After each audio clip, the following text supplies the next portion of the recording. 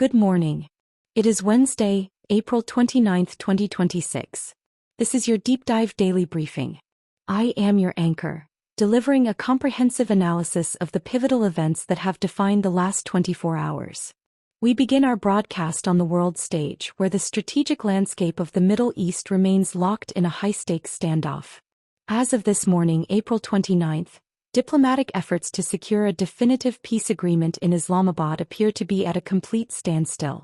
While a nominal ceasefire remains technically in place, United States President Donald Trump has made bold claims on social media that the Iranian regime is in a state of internal collapse, a sentiment Tehran has countered by asserting that Washington is no longer in a position to dictate terms.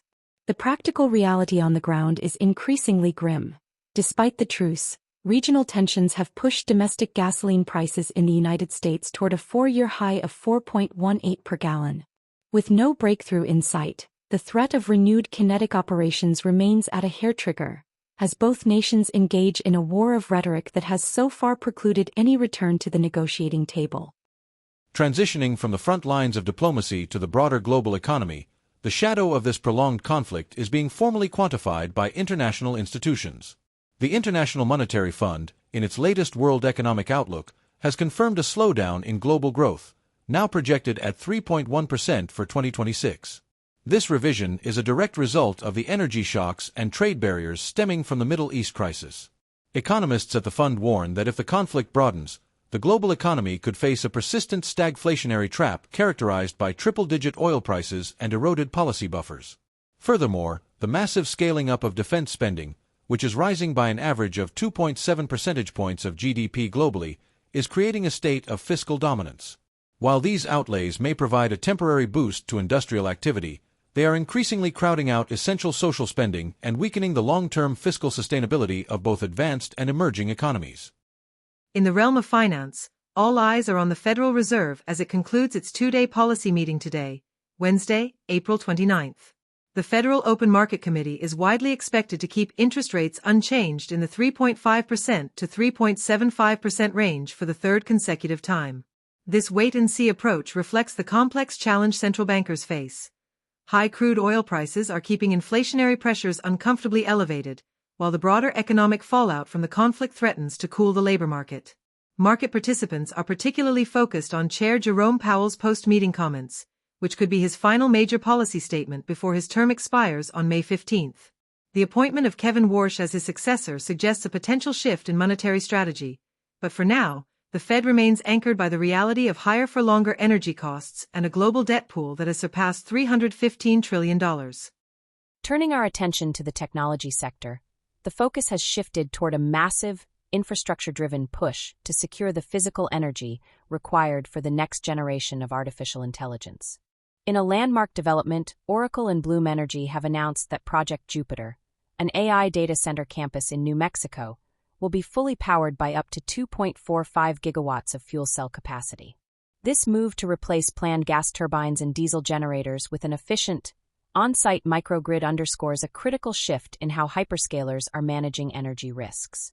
By generating electricity without combustion, the project aims to reduce emissions by 92% and use negligible amounts of water.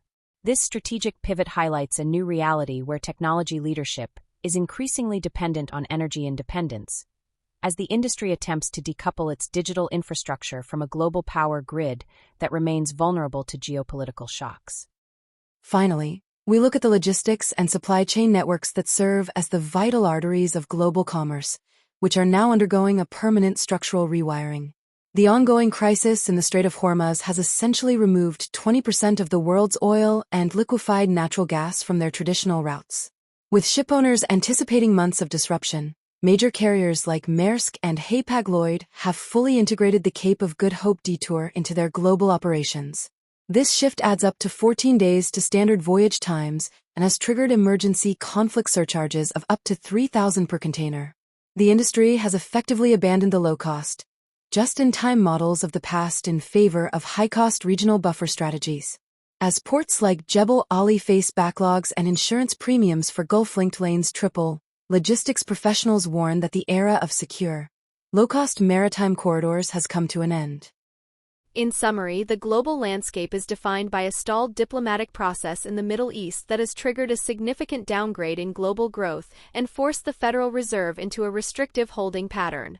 Technological innovation is accelerating toward energy-independent infrastructure, while the global shipping industry settles into a high-cost, permanent detour around Africa. Based on the current data, I predict that we are entering a period of permanent structural inflation. The shift from just-in-time logistics to just-in-case regional buffers, combined with the massive redirection of capital toward defense and energy-independent AI infrastructure, suggests that the low-inflation environment of the previous decade will not return in 2026. Even if a ceasefire holds, the trust required for the old globalized trade model has been shattered, and I expect the focus for the remainder of the year to remain squarely on building regional self-sufficiency rather than global integration.